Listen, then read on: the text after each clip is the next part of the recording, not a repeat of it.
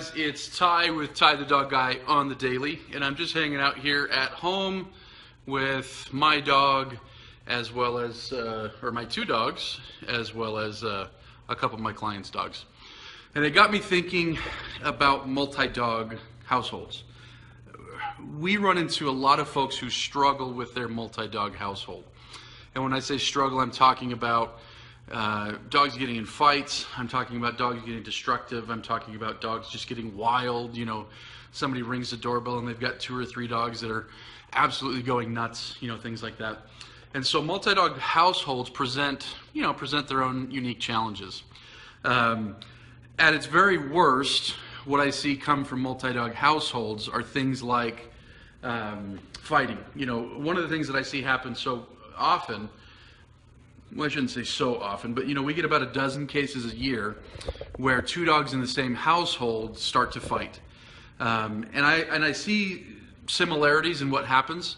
Oftentimes we're talking about dogs that have been living together for months, if not years, that have been coexisting, and they seem on the outside to be doing fine, but then suddenly one day they get into a fight, and then a week later it's another fight, and then 5 days later it's another fight, and then 3 days, you know, and they're gradually fighting more and more and more.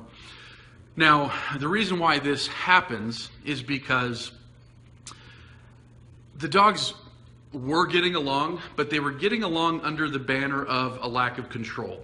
The owners weren't giving a lot of leadership. The owners weren't giving a lot of structure.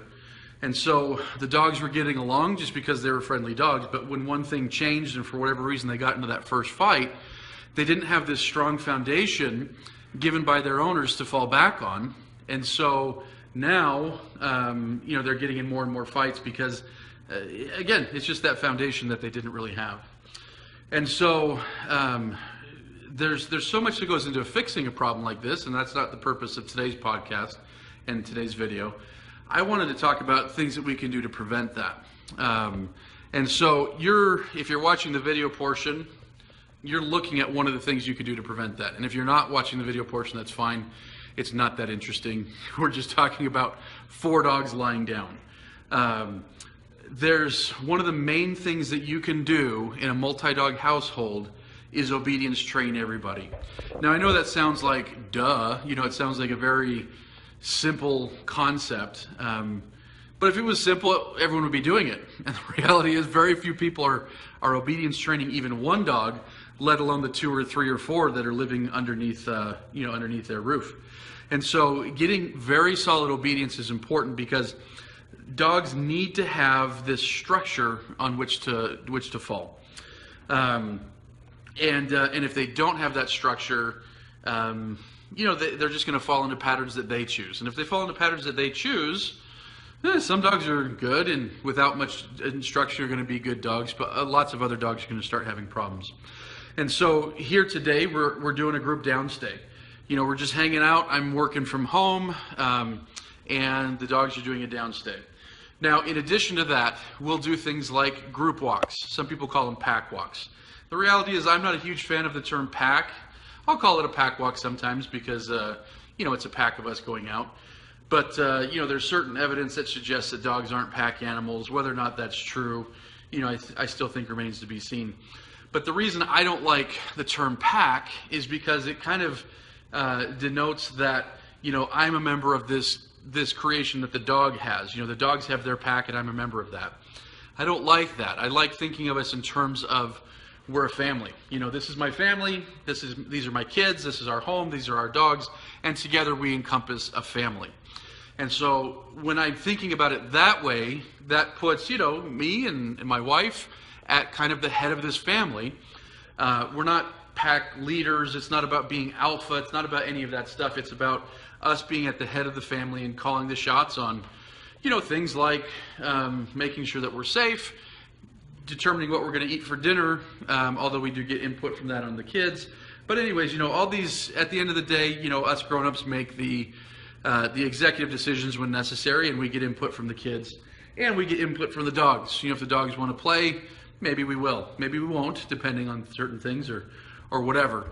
But that's how I prefer to think about things, is we're a family, and the dogs need to fit into that family. So, like I say, if you can do group downstays, if you can get on quote unquote pack walks or group walks, but not just a group walk where you're all going on a walk together, but a walk where you're putting yourself kind of in a leadership role where the dog is paying attention to you in what I would call a focused walk. If you're all going on walks and the dogs are vying for, who can pull the hardest and who can be out in front the most, it's almost counterproductive. But if you can go on a walk with 2, 3, or 4, however many dogs you have, and you can have the dogs calm, under control, paying attention to you, paying attention to where they are in relation to their surroundings, not barking at everybody, that has a huge, what I call collateral effect. And you've probably heard me talk about collateral effects before. But if we can get our dogs on these group walks, if we can get our dogs doing group downstays, and then we can work our dogs through manners issues, meaning we don't allow them to jump, we don't allow them to chew, we don't allow them to, cause a ruckus and run around the house, fighting and wrestling like all the time. If we can have good manners, good group walks, good group downstays, that's about 80 to 90% of what it's going to take to avoid aggression problems later on. And of course, like I say, I've been talking about aggression problems, but this could even be, destruction problems or whatever. Any sort of problem that arises from having a multiple dog household. And so I want you to think on that. If you're that person with that multiple dog household, are you doing a group walk every day? Are you doing group downstays? Are you insisting on proper manners? If not, I'm not saying your dogs will become aggressive, but I'm saying your chances are higher that they're going to fight each other. And I'm also saying that your chances are higher that you're going to have other problems, to deal with destruction or hyperactivity or just being out of control and bad manners and things like that. So there's a million things that you can do, but if you're looking for the most bang for your buck and the most, the most value for the time that you can put in, manners, group downstays, group walks, and that's going to help you be in as good a shape as possible. So get to work, guys.